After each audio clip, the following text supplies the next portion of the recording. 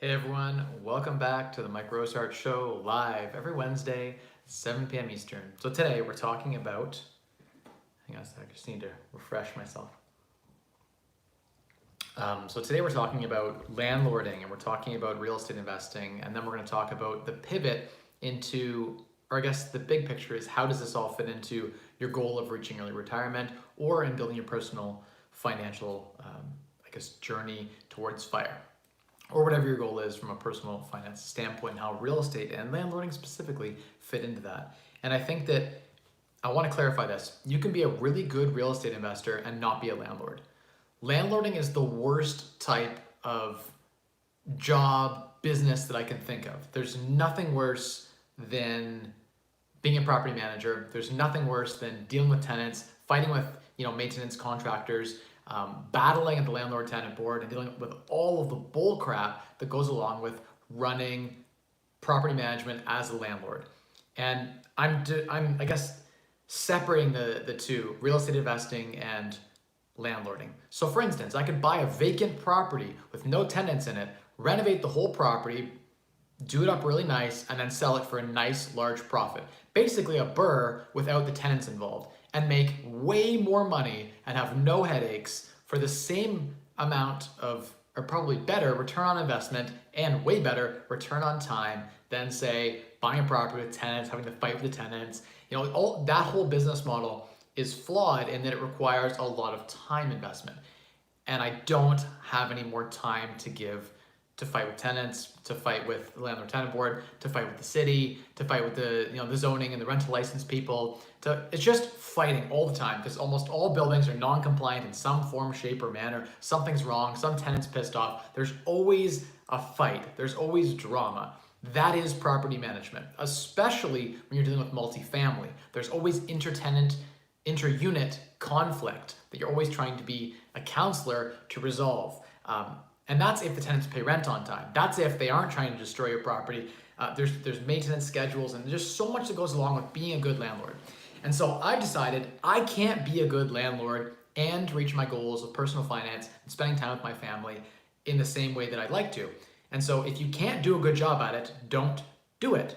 The thought is just outsource it. And then I go and outsource it, and I found that of every property management company I've ever run across, if they don't have an active stake in the property, they won't do a good enough job either. So then you're just managing the manager, and you're like a landlord that's managing a property manager to manage your property. Again, same problem. Return on time is terrible. Return on capital, actually not that great. And I want to dive into that in a minute too, about comparing a rental property to private lending against real estate. You can invest in real estate fairly safely with an 80% loan to value mortgage against a property. So if the market corrects down 20%, you've not lost $1. It's actually safer than if you bought a property, because if you bought a property, your money would be going towards down payment, in which case you would lose your entire 20% down payment in a correction, or you wouldn't with private lending. So private lending, safer, lower risk, and I'm gonna argue in a second here, we're gonna go through the numbers. I did it before I shot this video. I was just laying in upstairs on my phone. And I'm thinking this through, and I'm like, geez, the numbers do not support holding a rental property. They do support buying properties under value, turning them around, and then selling the property, actually, believe it or not. There is almost no, in London, Ontario anyway, when I'm buying at 1% rule and properties are selling at 0.5% rule at market value, it makes no sense to hold 0.5% rule properties. So at market value, it makes no sense to hold real estate in London, Ontario. I've come to that conclusion. Now, there are exceptions to that rule. There are a few properties that it makes sense to hold. I'm going to still hold a few properties. You guys know I've been selling a lot. I've got a triplex off market coming. We've got 2 duplexes with solar panels on the roof, and it's a really great turnkey type property that's, again, coming on the market. We've got a duplex that's hitting the market. We've got a 4-plex in St. Thomas that's hitting the market. I've got a single family in Mount Bridges that's hitting the market. We've got a whole bunch of properties that I'm disposing of. I'm going from a whole bunch of buildings down to very few buildings. I will keep a few properties. They will be completely outsourced. I have put in place the best managers that I can find. I would argue that it's impossible to find a manager who's ever going to care about your property as much as you do, and so you have to run that in your numbers. Hey, they're going to take an extra month to rent your property out. Hey, they're not going to be able to collect rent as well as you are. Hey, the maintenance is going to fall behind, and things are going to degrade faster, and no one's going to look after the property in the same way. And so it's and I'm gonna get to all these questions in a second, but I just wanna get this sort of 10-minute rant off I don't make videos anymore on Saturdays, and so this is my chance to sort of make videos, right? And so this topic was one that was, I've been passionate about for a while, and I thought, hey, I'm just gonna vent about this, and hopefully you learn something from this and say, hey, maybe I need to look critically at my own real estate portfolio and say, hey, maybe the properties I have in my portfolio make more sense to be sold. Maybe the return on investment I'm getting from holding this rental property, once you factor in the value of your time, isn't worth holding. And maybe it is, I don't know. Maybe you can find a perfect property manager, and maybe at the end of the day, you've run the numbers, and your numbers, if you've done them properly, do support better returns than, say, private lending. Private lending is a fantastic way, I think. It's the end evolution for the real estate investor. Especially if you can private lend to make 12 to 15% is actually passively. Whereas with real estate investing, you're doing bookkeeping, you're dealing with property managers, maintenance. If tenants take you to the landlord tenant board, you have to then hire a paralegal to go. There's just so much management. Even if you outsource everything, it's still a lot of energy. And it might not be a lot of energy for a while, but then something will pop up at the property, like a basement will flood or something. And there's all that liability that goes along with it. So risk to reward, and I think the risk in lending secured 75%, 80% loan to value is way less than owning a rental property. And that's just fact. It is less risk. And you have a better loan to value percentage, right? When you own your own property, you're 100% loan to value. Your money tops you up like a second mortgage almost. Your down payment is effectively like a second mortgage kind of, right? Because you're topping up the difference between what the bank is giving you and what you're paying for the property, plus whatever you put in for renovations, etc. So return on capital, ROC, or return on investment, ROI, that is a really important metric to look at in combination with return on time. And I think that what you'll see is that real estate is a great way to build wealth. You can buy a bunch of properties in a series under market value, unlock that value through the property. It's how I built a lot of my wealth. People don't know, but I actually bought a medical company a little over a year and a half ago. We engaged in, I bought a company in Toronto, and I actually made more from that than I did from my entire landlording portfolio. So a lot of people think that I've made most of my money through landlording, and truth be told, when I run the numbers, when I look at all the battles I've had to have with tenants, the tenants I've had to pay off, the contractors I've had to pay off, the threats, the death threats that I've received, trying to run that business, trying to do all of that, and all of the stress, and I look at how much I've made, and I compare that to how much I've made flipping, how much I've made just burring real estate, buying real estate, owning it and turning it around, not the tenant aspect, like the actual cash flow aspect. I've made a lot less than from the value add aspect and from the businesses that I've invested in. And the other things that I've done, by the way, I will put this caveat in that the real estate portfolio that I've held, it has appreciated a ton. I've gotten really, really lucky. I owned real estate at the right time. I do believe real estate over time just continues to go up, right? We're gonna see an average growth over time increasing in the coming years as the government forces interest rates down and prints more money to maintain low interest rates. What we'll see is the price of real estate will rise, but the value of your dollar will be eroded. And so basically a $600,000 house will be the same as a $500,000 house. You'll feel like you made more on your real estate portfolio, but in reality, you've just lost the monetary buying power of the dollar. And so we'll feel like the real estate market's rising, but in actuality, all those ships are just rising together. But anyway, my point, real estate, you can invest in real estate in lots of ways without landlording. And so myself personally, I will never give my phone number to a tenant ever again, full stop. And if a tenant calls me, the number is blocked. They have a property manager contact that they need to get a hold of. I don't deal with tenants, period. Reason is I can't give the level of service that I believe is needed. And so I'm just not doing it. Plus, I don't enjoy it. Not interested in fighting with tenants, collecting rents, none of that. It goes through a property manager. That's their role. I've hired them for that. They take the late calls, they handle the maintenance requests, etc. and so forth. My job is to manage the manager, and eventually I want to put someone in place. I'm looking for the right person, but a personal assistant who will oversee all of my private lending contracts, who will oversee all of my property managers, all of the day-to-day operations and property managers are, you don't really have to check on them that much, but once a week, you need someone to check in, right, and keep after them.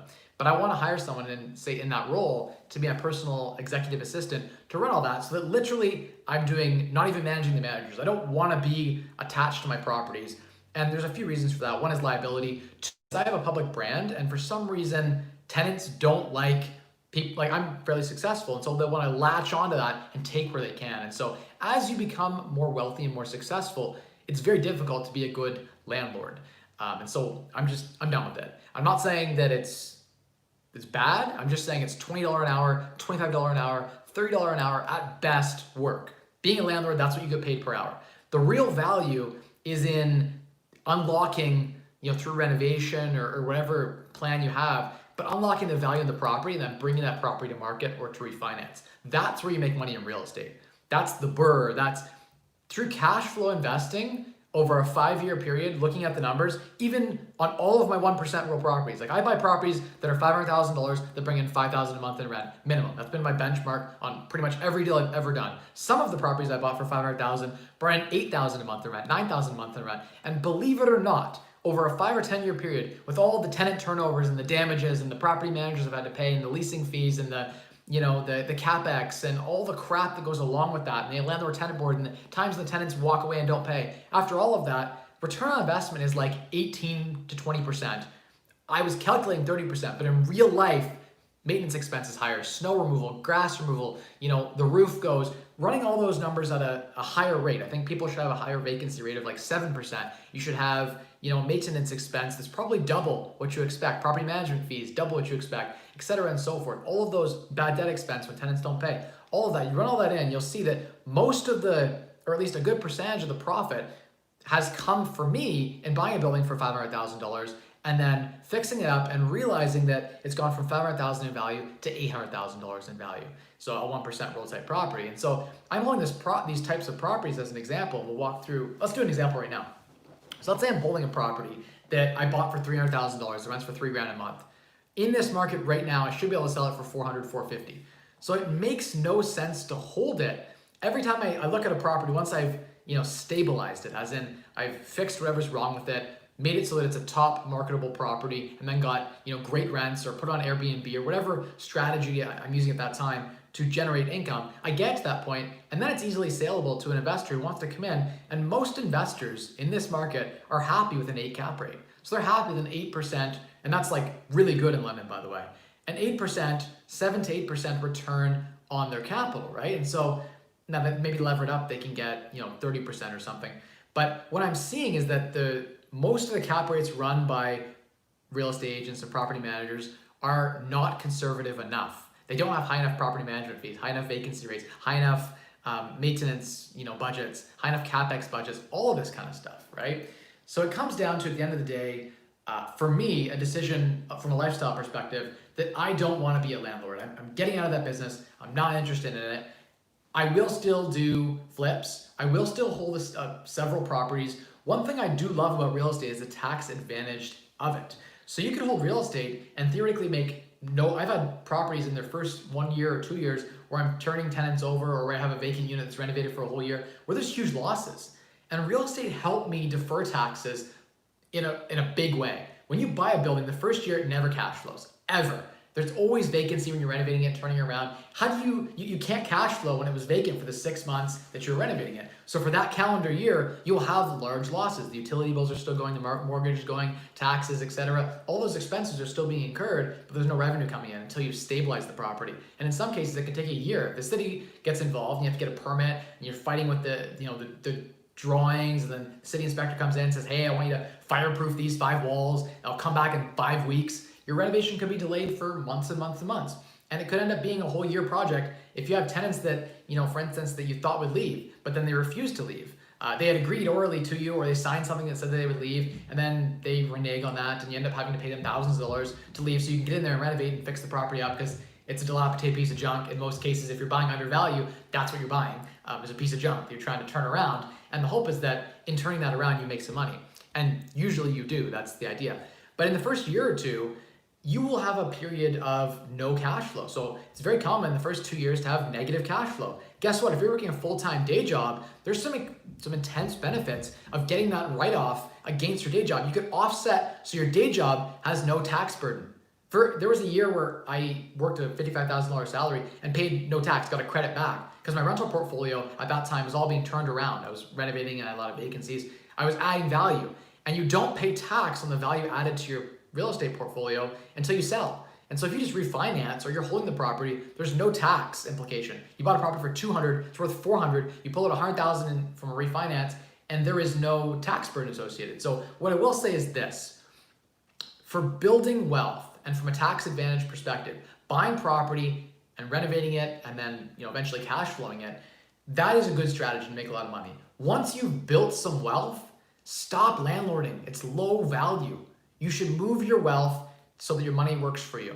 If you have a lot of money, put your money to work. If you have $1 million, let's say, $1 million lent out at 12% is what, $10,000 a month, something like that. So 1% a month is $10,000 a month. So if you have $1 million in equity in your properties right now, and you're not netting over 10 grand a month after all your expenses, you should just be doing lending. You're getting, in a lot of cases, the cash flow from a real estate portfolio with a lot of equity in all these properties, because again, you can't refinance it out, or it's trapped, it's appreciation that's trapped in there, or value add that's trapped in the properties.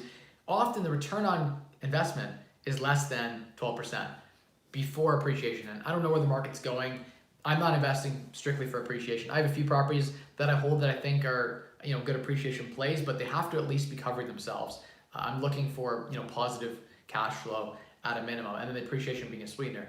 But anyway, so for my net worth personally, I'm looking to, it's from a lifestyle perspective as well, not do any more landlording. And I hope that people will critically analyze their portfolio and say, hey, maybe the math doesn't make sense. Like, there's a lot of people I talk to.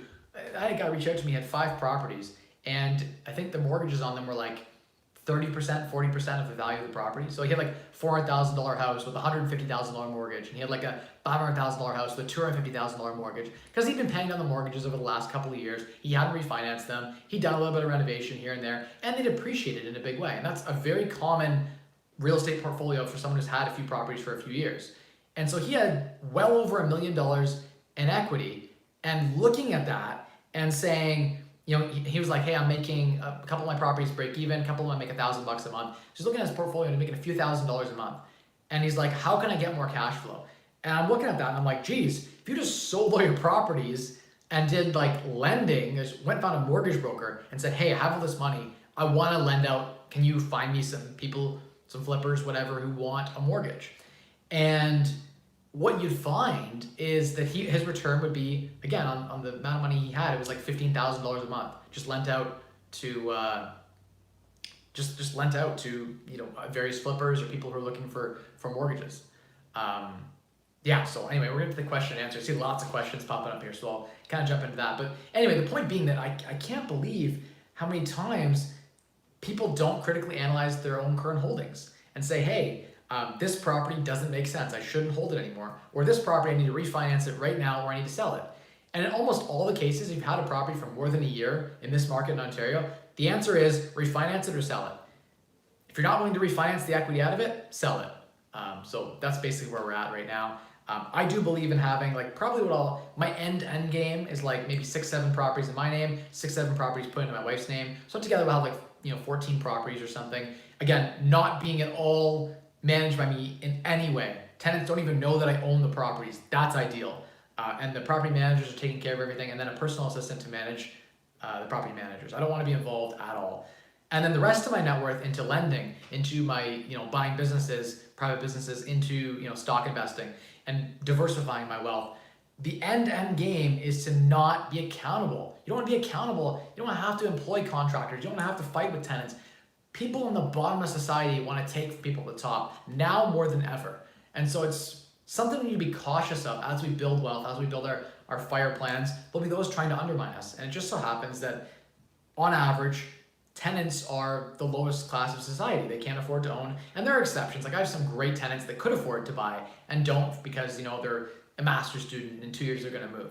But by and large, that's the group that's looking to attack. And in Ontario, the Landlord-Tenant Board, governed by the rules written in the Residential Tenancy Act, are written to fuck landlords. Excuse my French. Are written in a way that the landlord has very little rights. If a tenant stops paying rent, it can take almost a year to get them out. And that's if they don't even try to make payments. If they, pay a few $100 here and there, it could take years. They could stretch it out on payment plans. I've seen 15 months, 18 months. Tenants assaulting landlords, and then the landlord having to pay, not the tenant, because the tenant has nothing and it's free for them to apply to the board. So it's just the current climate, I'm going to vote with my wallet and say it is broken for landlords. Get on Airbnb where you have some rights, get onto the short-term rental bandwagon, or get out and vote with our wallets where there are rights. And I think flipping is a great one where you can still make great money if you want to put the time in. Myself personally, I'll probably still do the odd flips with my mentees, but like I'm not interested in active real estate investing to the same extent that I was before. To make 50 grand for a bunch of my time and stress isn't a good proposition anymore. I used to be so happy to make 50 or 100 grand from doing a flip. Now to me, it's like my passive income is so high, I don't need that supplemental extra income, and I'm looking to get time back, time for my family, so that's what I've been focused on, guys, just kind of airing out what's been going on for me. I've been focused on getting rid of properties and paring down and removing, I had a lot of joint venture partnerships where it just doesn't make sense anymore, or we have equity in the property and it makes sense to get it out because I could just private lend it and make more than I'm making by being the JV partner on this deal. So in a lot of cases, it can make sense to sell.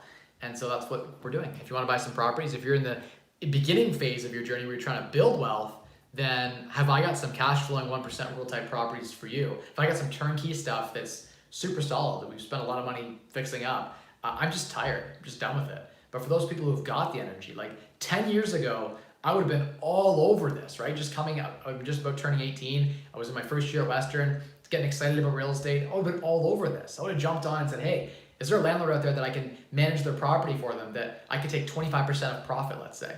Like that was something that I would have loved. I wish there was a landlord out there back then when I was 18 and said, hey, Mike, I'll give you a quarter of the operating cash flow, so 25% profit sharing, if you manage the property, take care of all headaches. I would have jumped on that opportunity, jumped on it, right? So that's something that I'm looking to be the person that's just got my capital working for me, and I'm enjoying time with family. So anyway, let's get to the Q&A because there's some solid questions here and I just ignored them while I ranted. Hey Cindy, good to see you on. No more landlording, MeZZ says. What did I miss? What did you miss? I'm tired. I'm going to landlord tenant board for the last time. It's actually on a property I don't own, but that I helped an investor manage. So I was like property manager on it.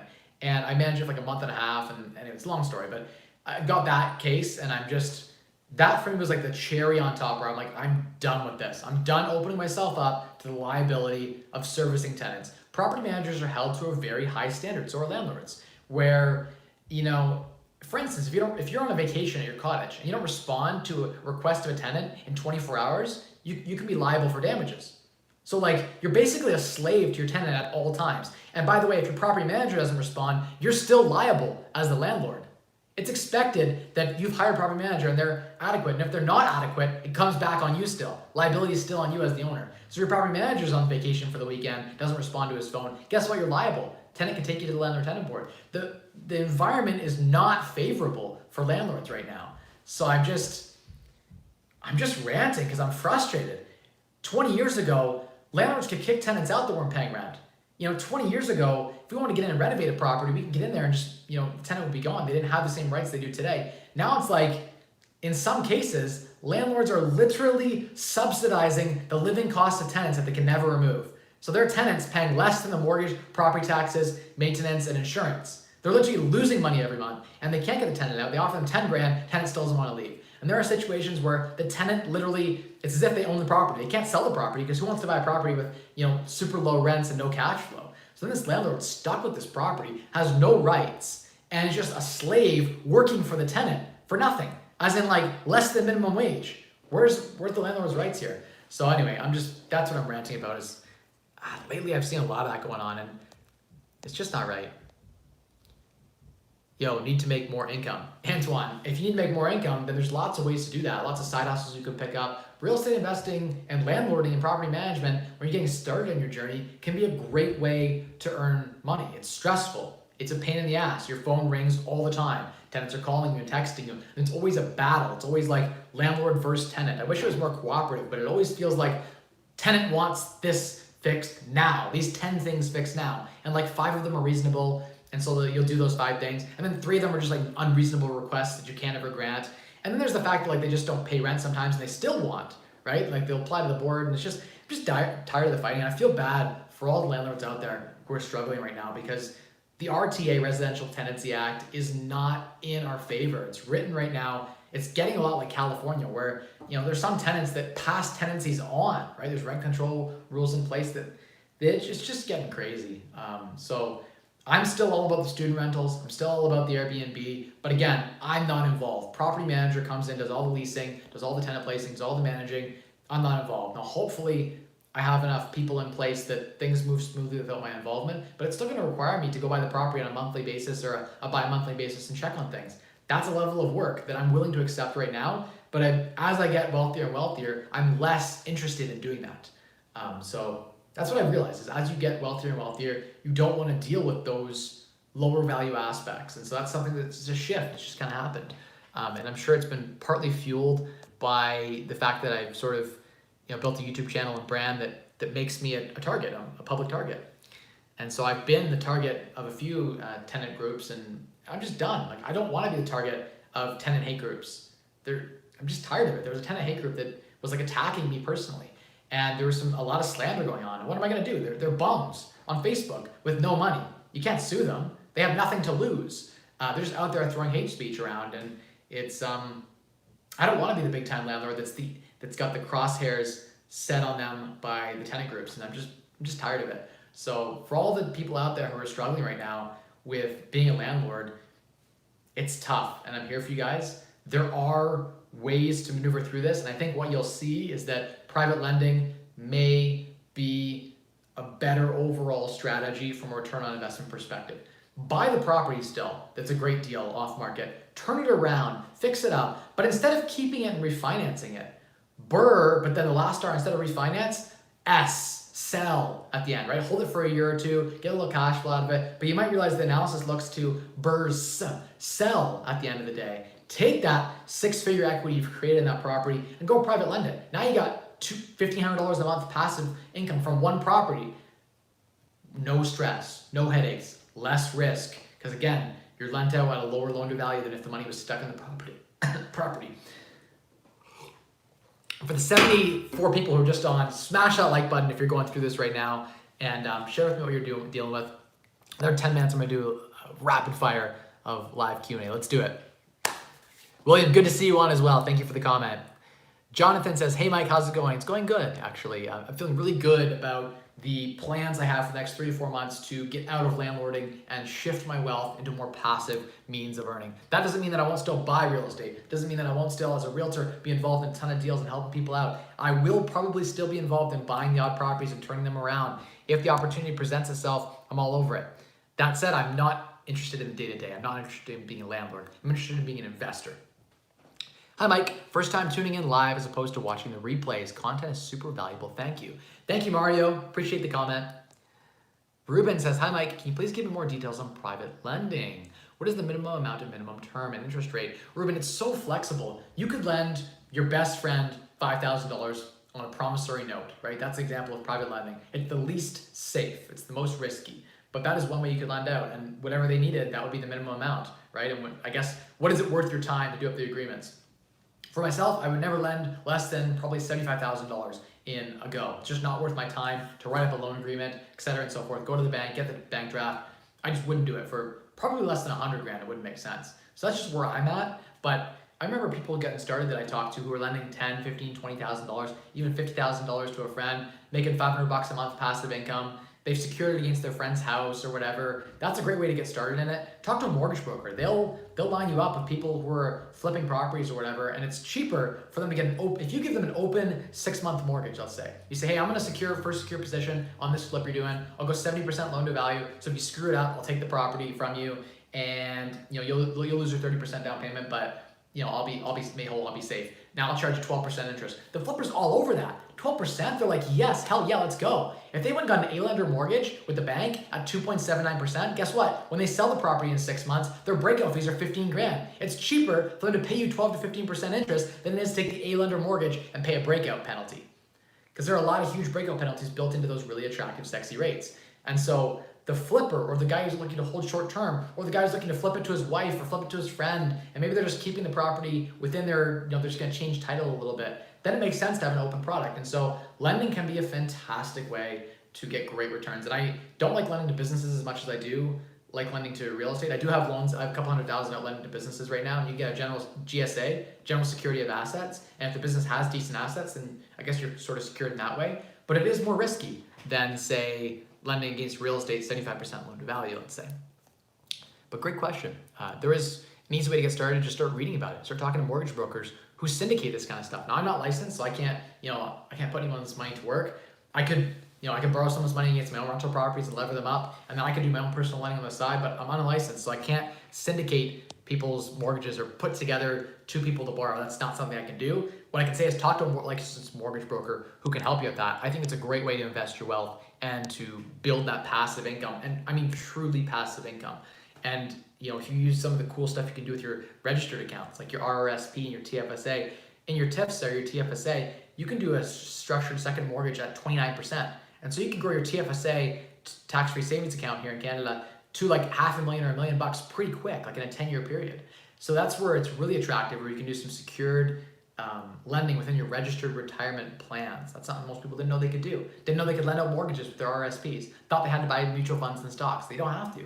So you can have that as part of your portfolio. It's pretty great. Where can I find a property sale list, or are you going to post on IG? So I do post on Instagram. I have been posting this week some of the properties that are listed. MLS, they'll be hitting the realtor.ca pretty soon, so you can look on there. Just keep an eye on my Instagram feed. I'll continue to post. If you look at my saved real estate deals, you'll see some of the stuff that I've been posting. But yeah, I got stuff that's been hitting the market. We have a triplex right now. Anyone who's interested right now, free pitch. I got a triplex, 514 Egerton Street. It is a upstairs, it's a 1+1, main floor, 1+1, 2-bed, and then kind of a walk-up basement apartment. It's a 1-bedroom. And there's a detached garage. It's right by the factory. If anyone knows the new factory building in East London there, where they got the big theme park going on, indoor theme park. Great Airbnb spot. We're looking to sell it for $399. It's close to 1% rule. So I think the main floor is paying, don't quote me on this, but between $1,050 to $1,200. Upstairs vacant, lower vacant, but you could easily rent the lower for $1,100, and upstairs apartment for like $1,200 for a 1+1 bedroom. It's got parking in the back, which is great. Backyard's kind of paved into parking, and then the garage for $150 a month. You're looking at really good rental prospect. Someone could make a decent return. There's probably still a bit of a lift. If you did a bit of renovation, you'd get a bit of equity lift. We didn't finish. Renovations are finished, habitable, but the finishes are not high end, so you could go in there and do some nicer finishes, and there'd be a ton of equity, as an example, on that deal right there. You could probably have that in the high 300s. Someone could reach out right now and do a private deal. Maybe I'd even be willing to do a cash back deal where, on closing, I'd be willing to fund some of your renovations. You want to do some cool creative renovations to it. After close, I do a cash back of some sort. That's where you can get creative with the private deals and get a lower percentage down. So there's an example right there. I just pitched a live deal. People can reach out to me on Instagram. I can pitch that kind of stuff. So if you're looking for a cash back deal, looking for something like, I just saw a super chat come up. Hey Mike, what would you do? Let's see. Rented one of my properties to two unrelated people that would share the house and split the rent. They're both on one lease. They have been paying on time. Lately, they've been annoying me by calling me to complain about the other person over the smallest, stupidest things. Again, tenant conflict, very common as a landlord. It's gotten to the point that I just want to get rid of them and rent to a normal family. What do you do? Lately, they've been... Okay, so what do you do? That's tough.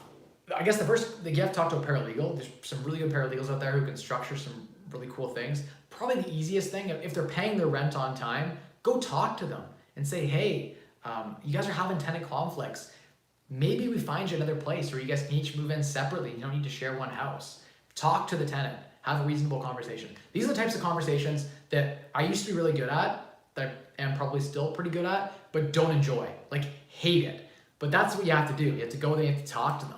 And it sucks, I know.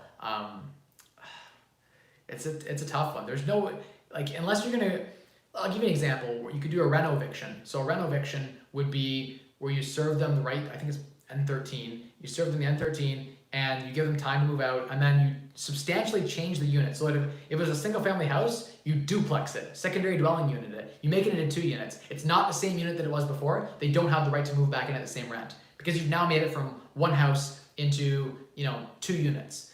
Now the tenant doesn't have the right to move back in. You can actually lawfully kick them out using that. That's one way, reno eviction. It's expensive. It's not ideal. It requires a lot of your time to get in there and renovate the unit. Maybe you didn't want to do that. Maybe you just wanted to leave the house as it was.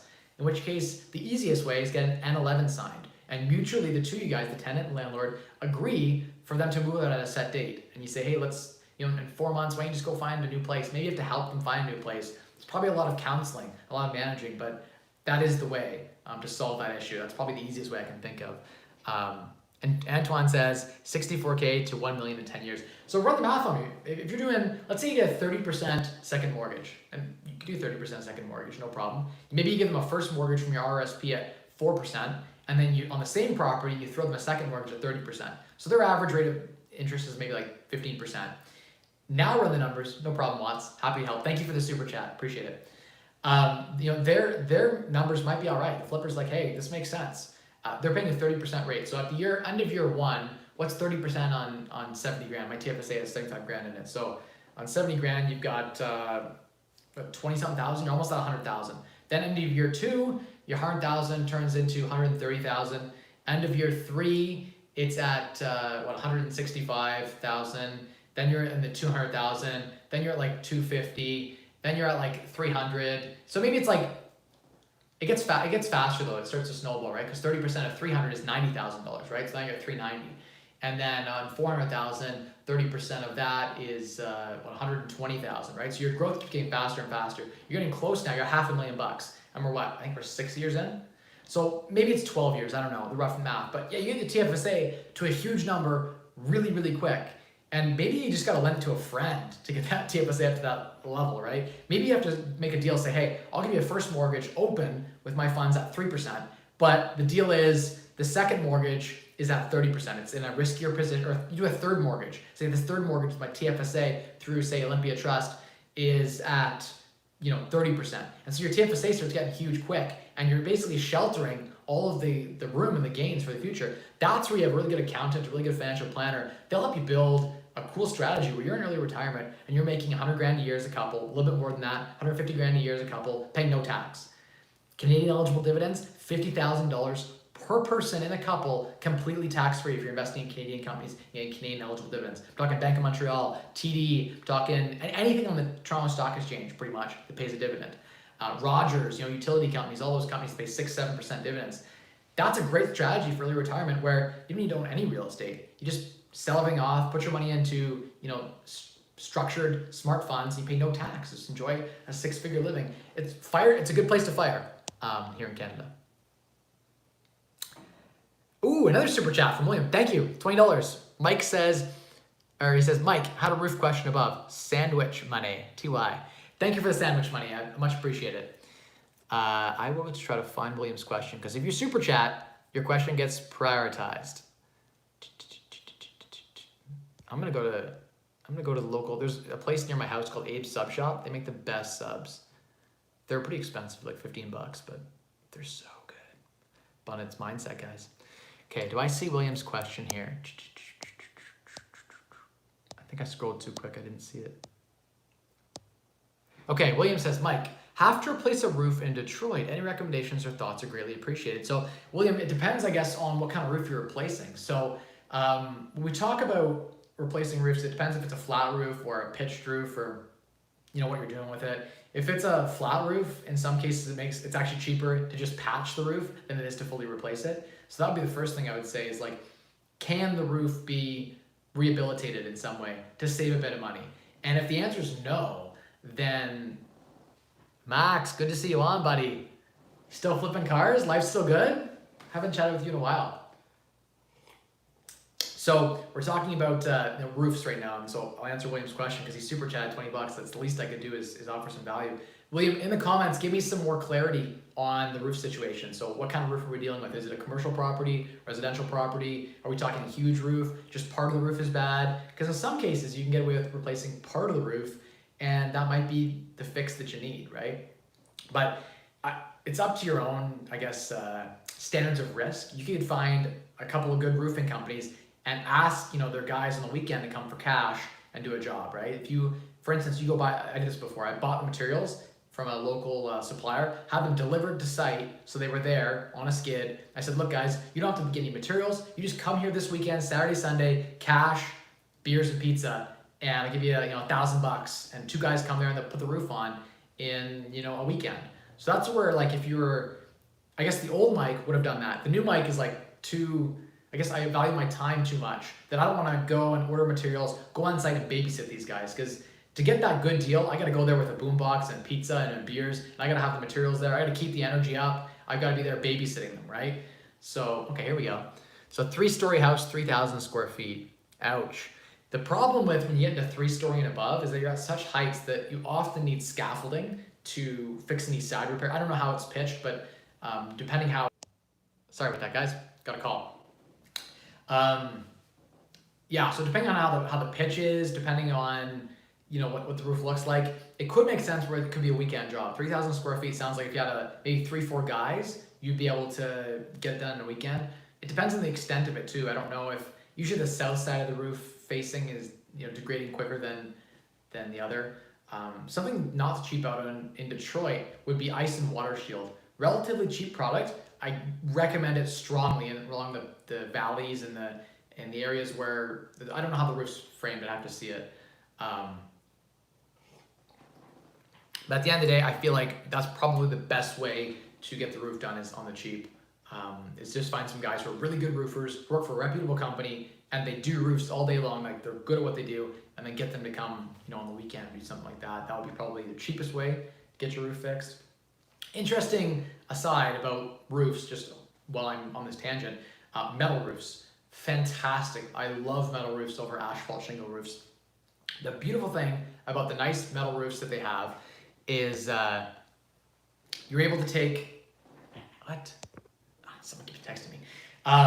This is again why I don't mind doing landlording anymore. In this case, it's the contractor, it's not landlording. But again, I don't want to do that. I don't even want to be, having employees means that you're accountable. You're accountable to your employees. If you have tenants, you're accountable to your tenant. The goal is to be accountable to no one. Just have your money make money for you. That's the end stage. That's the final form. If we're looking at like Pokemon, that's the final evolution. That's where you got to get to. And we have to deal with all the crap to get to that point. But once you're there, then it's not so bad. But back to roofs. The beautiful thing about, imagine in Detroit, I imagine people have saved money by putting a second layer of shingles over the first layer. Very common, cheap way to avoid doing demo. Like, the demolition of removing the old roof. In a lot of cases, the proper way to do it is to take it all back to the plywood, replace any of that plywood, lay down the new, felt paper and the new ice and water and all that. But a lot of people cheap out and just throw a second layer of shingles over the first layer. Very common in old properties. 3-story property, sounds like it's an old building. I'm just guessing, I don't know. But William, if just to give you some more value for the $20, you could find that the cost of getting a bin and the cost of removing, say, 2 layers of roof shingles could be a couple $1,000s just to remove what's there. Metal roofs, you strap over what's there, you throw strapping up, and you put the metal roof right over top. It breathes right over the existing roof. Watertight, 50-year warranties. Now, a metal roof, it's coming down in price because so many people are putting metal roofs on now. And the cost of, I guess for some reason, the cost of metal roofing has just come down versus the asphalt shingle. So I'm seeing quotes about 30% higher for metal roofs, but there's no demolition. So there's no removing of the old roof and et cetera and so forth. So you're able to get a metal roof on in some cases for the same cost with a 50-year warranty because you don't have to remove any of the old roofing. You just go right over top, you strap it all, you put the new metal roof right over top and you get some extra insulation value. It's not a lot, but maybe a couple of R points. So you get a little bit more efficiency from that standpoint. So if you do have an old roof that has terrible shingles, you could actually have a quote from a good metal company to put a metal roof on for cheaper. And they have some really cool metal roofs that they look like shingled roofs. They have some that look like slate. There's some cool ways you can do it. You can just get a basic metal roof, whatever. If it's a rental property, probably just put a basic metal roof. It'll help the resale value. Everyone loves a nice metal roof. They got 50-year warranties. And it'll save you some money. No demolition of removing the old roof. So hopefully that added some value for you there. Nice. Cars and bikes. Awesome. Shifting into courses to teach others. You know what they say, Max? And I found the same thing. And I don't have any courses that I'm selling right now, but I've thought about the idea, I've noodled about it. But it's actually more profitable for some reason in the real estate industry once you become an expert to coach others and sell courses to teach others how to do what you've done than it is to actually do it. Like I physically can only do so many flips in a year, but this courses idea, you can scale unlimited. I could sell courses at $1,000 a pop, teaching people how to flip well or how to, burr properties, et cetera, and so forth. And when I burr it myself, I make 50 grand, but that's so much work. It's easy to make a course and then sell it 1,000 times and make infinitely more money. So I see a lot of people who are good doers, good operators, shifting into the teaching space only because they do what pays the best, right? people vote with their time with their wallet. It aligns, right? People do what they are paid well to do. Have you considered virtual personal assistants to manage messages coming in and admin work? Dennis, yes. I actually had a virtual assistant from, where was it? The currency was collapsing. I'm having a brain fart right now. Venezuela. Sorry, guys. I had a personal assistant from Venezuela. He was a licensed CPA. He worked for me for $3 US an hour. And he was doing some of our bookkeeping, and he was doing a whole bunch of other stuff for us there. The challenge is the time it takes to train the VA to do things properly. And then because you're paying them so little, I mean, I guess our money goes so far that I wasn't paying them little. I was paying them an average wage, like what they would actually, he was making for like KPMG. I was paying him his same salary because in Venezuela they pay like garbage, right? KPMG's paying garbage there. And the problem is there was some errors and issues, and telecommuting and trying to explain things virtually was a difficult process. And I found that at least in the first 6 months of the trial that I did it, it took more time than just doing it myself. And that's the challenge in trying to build systems. Initially, it takes more time than doing it yourself. And that's the hard part that I wrestled with. But yeah, I should probably train someone virtually who can do loan agreements, who can do bookkeeping and basic stuff like that, and have them be the point of contact as opposed to me. That's smart. And then she got a new phone number. Okay. Oh, I'm 46 minutes in. Geez, that went quick, eh? That was a quick stream. A philosophical question. Don't mind if I do. Varun says, Mike, a bit of a philosophical question, but with everything you've said, would you change anything you did in terms of building wealth? If you had to start over, would you still go the landlording route? Varun, I think that initially, yes. Real estate allowed me to leverage my existing salary to make more money. At the time, I was making 55 grand a year, which is like the hours I was working, it's like $25 an hour or less. So I was making like 25 bucks an hour. Landlording work is about $25 to $30 an hour. So I was happy to make exactly what I was making in my well-paying day job on the side. And initially, I could also get the bonus of cash flow, right? Appreciation and a little bit of extra cash flow, more than just the $25, $30 an hour I was making doing the landlording job. So there's a sweetener associated with landlording, and that is the value add and the appreciation. And so I used my salary to go borrow a couple of $1 million. I convinced the big A lender banks to lend me, I think I had like 11 mortgages before I quit my job. And so 11 mortgages, a couple of $1 million in real estate. When the market appreciates 3%, because I'm levered 5 to 1, that's a 15% jump on my money. So I was happy to take, real estate was the only way that anyone was ever going to give. And at the time my first property I was 19, my second one I was 21. I think my third one I was 22. And at the time, no one was giving me any money, especially not the bank. But when I go there and say, hey, I have this great property that needs to be renovated, that has great cash flow, and I can make 50 grand fixing it up, the bank's like drooling. They're all over, lending for real estate. But if I come to them with a business idea, no chance. So I think it gave me the credibility to build my first $1 million. It didn't take me, I've made a lot of money investing in businesses and doing other things and stock investing, etc. But it gave me a good base. And I think to this day, I have no regrets investing in real estate. It's a fantastic way to build wealth. It is stressful, like any other business that you're going to get involved in. But the returns are fantastic. And I think if I would have done things differently, I probably would have never done all the JV partnerships that I did. I gave away a lot. There were some JVs where I took 25% and I gave 75% away. And I left 7 figures on the table partnering with everyone over the last 2 years. And I should have done less deals with no partners, and I should have outsourced everything. Good property managers from day one, good systems, good contractors, all of that. Less of me doing it and more of me managing it. That's where I slowed down and bogged down, and really, I regret a lot of that. A lot of my life that I can't get back. But no, it's been fantastic. It's not the path that's taking me to 10 million or 100 million. Being a landlord is not the way that I'm going to get to the next level. That's in buying businesses. That's in being an investor, keeping my money moving for me. My wealth level currently, I can make way more just being smart by getting 1 or 2 or 3 or 5% more return on my investment than I can trying to manage, active stuff where I'm getting paid basically for time. I don't want to trade my time for money anymore. I'm done with that. And landlording is trading your time for money. Renovating properties yourself is trading time for money, and that's not something I'm interested in. So great question. I like that one. That was a good one. I'm going to pick another random question here. My friend's lawyer charged $950 for originating a HELOC loan and didn't itemize any of the charges. What seems unacceptable? or that seems unacceptable. What do you think? So typically to register a mortgage, when I refinance my property, my lawyer charged me between $500 and $1,000. Very common. There are fees associated with paying mortgages on properties. It is what it is. It'd be nice if it was itemized. It'd be nice if he had like his legal fee and his costs for all the different disbursements associated with that. If the lender had any fees, it'd be nice to see that broken down. You probably could ask for a breakdown. I'm sure they could give it to you, but as long as the fee structure is in line with competitors, who cares if it's $950 broken out or $950 all in one fee, thing as a legal fee? Yeah. Future Wiz had a question here. I saw part 2. Part 1 is just graduated, want to be a programmer. Entry-level positions are hard to get. Should I go desktop, lower support, and get paid still programming job on the side? Yes, do that. Take the day job. You can always quit it in 3 to 6 months, but it looks great on a resume to show that you're working in IT, to show you're working full-time and hustle on the side. Pretty soon you'll find you won't need that tech support job. You'll be escalated to a better role within the company, or you'll find something else. But right now, at the start of your journey, Future, it's about building a resume of credibility. That's why I worked full-time. I would have loved to have not taken a shit job that I hated when I was 21 years old. I graduated from Rich Ivy School of Business, and I took a job that I hated in consulting. And I did that to build the image so that I could get investing in real estate, so I could eventually pivot into buying businesses and trading stock. But I knew that I couldn't just start at 21 doing what I loved. You have to sacrifice for a number of years to get to that end state. That's just the nature of it.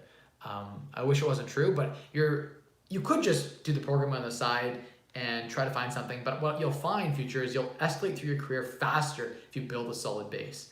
And it's all about previous experience. When I'm hiring, for instance, I'm looking for skill, but the only way I can tell how good someone is by the projects they've completed in the past. And so the more projects you can talk about, the more experience that you have, you can share, the better you're going to look to an employer, the better you're going to look to another entrepreneur who wants to bring you on for coding or whatever. So definitely I would say that that's the way to do it. Don't give up on the programming. Do that still on the side. In fact, at your day job, try to show that you have those skills. Ask about those special projects. Even if you're just volunteering to code for the company, you might get the experience that you need picking up a side project at the office. It's a misconception we're printing over the inflation rate, but my research shows quantitative easing, QE, is actually struggling to meet the inflation rate because of deflationary forces, unemployment. Yeah, I mean, the real challenge, I think, is when I talk about real estate prices being overinflated, right? And I talk about the buying power being drastically lower for the exact same house. Like here in London, Ontario, house prices are up almost 25% in surrounding area if you include Middlesex. 25% year over year in some pockets. That's disgusting. Employment's down, but unemployment's up. Employment average wages down. The economy's in the shitter, and prices of real estate are up 25%. Why? Because interest rates are artificially low. Cost of borrowing is at an all-time low. And so the market is pricing in low interest rates for a long time from now, right? And I think that's unsustainable. I think that you can only print so much money to keep the money supply down, right? And I think that the economy in general, like if you look at the real unemployment rate, it's like, it doesn't include people on disability, unemployment's at 13, 14%, something like that. Doesn't include people on disability, doesn't include people on Ontario Works, doesn't include people who are seniors, doesn't include people who are students, doesn't include people who are actively looking but couldn't find anything for a year. You're considered to have stopped trying after a certain point. If you look at the actual data, a lot of people, the Shadow Economics is a great website. I think it's called Shadow Economics. Someone look it up for me, I don't know. But they talk about the real unemployment rate. And a third of Canadians are not working, and half of Canadians are either not working or underemployed. That's a problem. That is going to come to a head at some point. And I think that that's going to impact the market as a whole. And real estate is so strongly tied to how our economy performs in general. And again, I'm not an economist, and I don't study a lot of the data, so I'm talking out my ass a little bit here. But my gut feeling is that as and it can only go so much lower, but as interest rates have kind of creeped down to the lowest they've ever been in history, people are finding that they can just barely afford, right? We're seeing average houses here go for $600,000. That's unheard of. The local economy shouldn't be able to support that, but it is, right? Because interest rates are so low. If interest rates creep up a little bit, we're going to see prices should fall because people can't afford it. There's no affordability. There'll be basically two classes of people. There'll be those that are ultra rich who can afford, and then everyone else who can't. And so the divide is just growing, and that leads to eventually to unrest. And eventually it leads to political uprising, and it leads to new laws being put in place that end up crushing the economy. If you have plenty of cash to start off with, would you recommend starting off with cheaper properties or acquire a higher valued property in the GTA? TC, historically speaking, you're much better off buying the smaller properties than you are buying the big property. From an appreciation standpoint, from a cash flow standpoint, just in general. The only con, I guess, that strategy that I can think of off the top of my head would be that it's more work to acquire multiple small properties than it is to acquire one big one. But the returns should be well worth the time to acquire the small ones. All right, 55 minutes. I think I did pretty good. If I missed any questions, which I know I did, I missed a few in the beginning there. How do I approach an owner to landlord for them? Andrew, good question. How do you approach to be a JV partner? Go to a local real estate meetup group and say, hey, I'm a young guy. I want to get into property management. I'm really interested in it. I'm really interested in doing renovations, etc. Whatever is needed. I'll be the guy that takes down all of the stress. And I'm willing to work for free if I screw up. But if I succeed and I do well managing this property, would you be willing to go into a JV partnership with me and share, say, 25% of upside? And if you pick a landlord who's got 10 or 15 properties, or like a decent amount of properties, and they're tired, you can see it in their eyes if they're tired.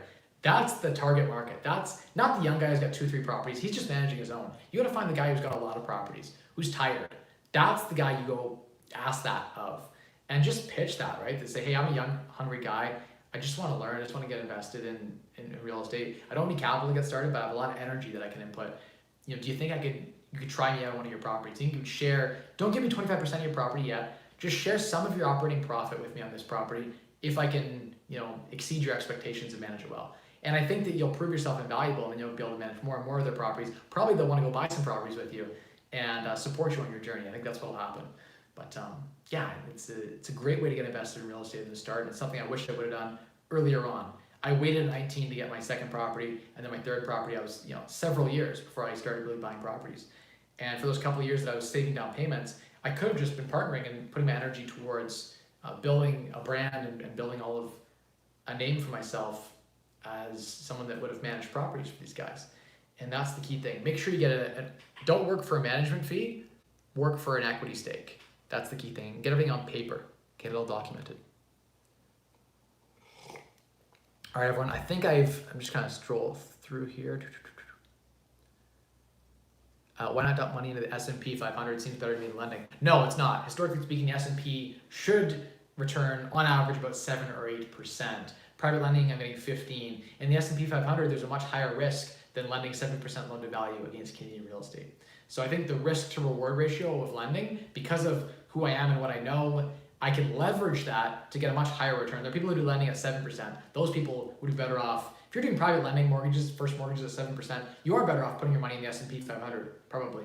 Cash flow will be worse from the S&P 500, but the appreciation on average would be better than, because the S&P 500 has shit dividends. But yeah, I mean, yeah, teach their own, right? It depends on what strategy you're coming at it with. I have a competitive advantage that I'm trying to exploit, and that's the idea, is that use the competitive advantage to get a better return.